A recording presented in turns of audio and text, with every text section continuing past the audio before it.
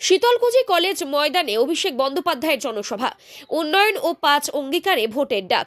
শীতলকুচি বিধানসভা কেন্দ্রে তৃণমূল কংগ্রেসের প্রার্থী হরিহর দাসের সমর্থনে মঙ্গলবার শীতলকুচি কলেজের ময়দানে বিশাল জনসভার আয়োজন করা হয়।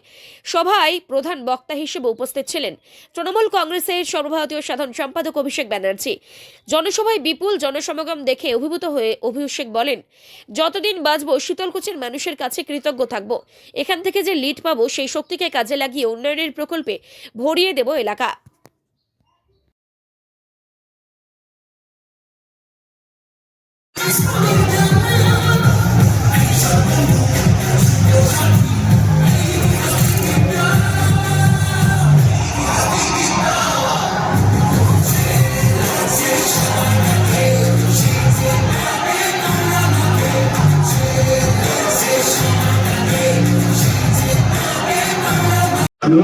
देश को तीसरी बड़ी आर्थिक शक्ति बनाने में टूरिज्म की भी बहुत बड़ी भूमिका होने वाली है।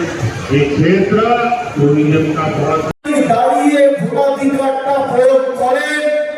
বিজেপির কোন এলাকার নেতাদের অনুবীক্ষণ যন্ত্র দিয়ে আগামী 10 বছরে শীতলকুচির মাটিতে খুঁজে পাওয়া যাবে না। যারা মাঠে রয়েছে তারা যদি লাইনে দাঁড়িয়ে ভোট দেয়, পাগলা খাবি কি ঝাঁঝে পড়ে যাবি। আগামী দিন কোন বুথে এদেরকে আর অনুবীক্ষণ যন্ত্র দিয়ে খুঁজে পাওয়া যাবে না।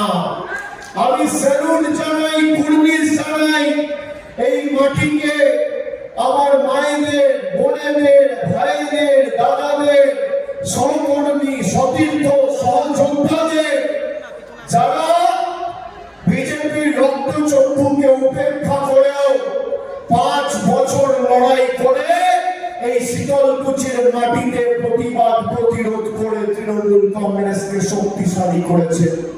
শীতলকুচির মাটি বর্ষতা বিরোধী মাটি, প্রতিবাদের মাটি, প্রতিরোধের মাটি, প্রতিশোধের মাটি। গত 2011 সালের পর থেকে এই শীতলকুচিতে একাধিক উন্নয়নমূলক প্রকল্প আমাদের সরকার করেছে। সরকারের একাধিক উন্নয়নমূলক সাফল্য সমূহ আমি আপনাদের কাছে তুলে ধরব।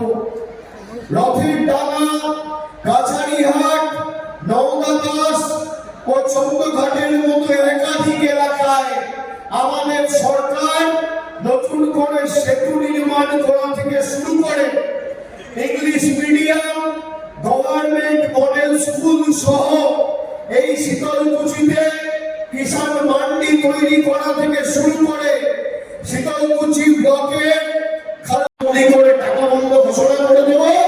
হঠাৎ মনে হলো লকডাউন, আজকে অপরিকল্পিত ভাবে লকডাউন ঘোষণা করে দেব। হঠাৎ মনে হলো আজ থেকে এলপিজি গ্যাসের দাম বেড়েছে, না এলপিজি গ্যাসের দোকানের বাইরে নাই, ডিস্ট্রিবিউটারশিপের বাইরে নাই। মোদিজি গরিব মানুষকে লাইনে দাঁড় করাতে খুব ভালোবাসে, তাই আগামী দিন জবাবটাও লাইনে দাঁড়িয়ে দিতে হবে। আপনাকে নোটবুকের নামে লাইনে দাঁড় করিয়েছে, এসআইআরের নামে লাইনে দাঁড় করিয়েছে, লকডাউনের নামে লাইনে দাঁড় করিয়েছে। আগামী 23 তারিখ আরেকবার লাইনে দাঁড়িয়ে জোড়া ফুলের বোতামটা টিপে দিল্লির জমিদারদের জামানতটা বাজেয়াপ্ত করতে হবে। এই নির্বাচন শুধু তৃণমূলকে জেতানোর নির্বাচন নয়, বহিরাগত জমিদারদের উচিত শিক্ষা দেওয়ার নির্বাচন।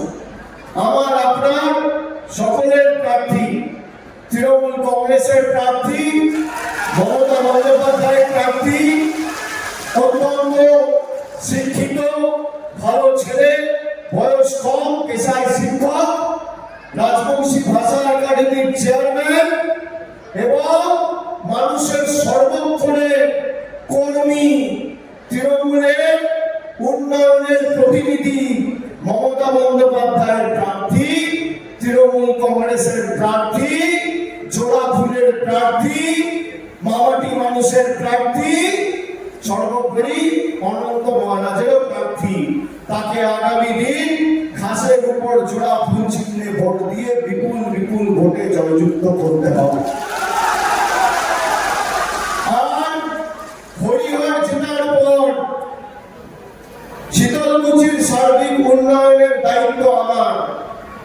আমি যেভাবে আমার লোকসভা কেন্দ্রে উন্নয়ন করেছি, এখানেও আপনাদের যা দাবি দেওয়া থাকবে, যত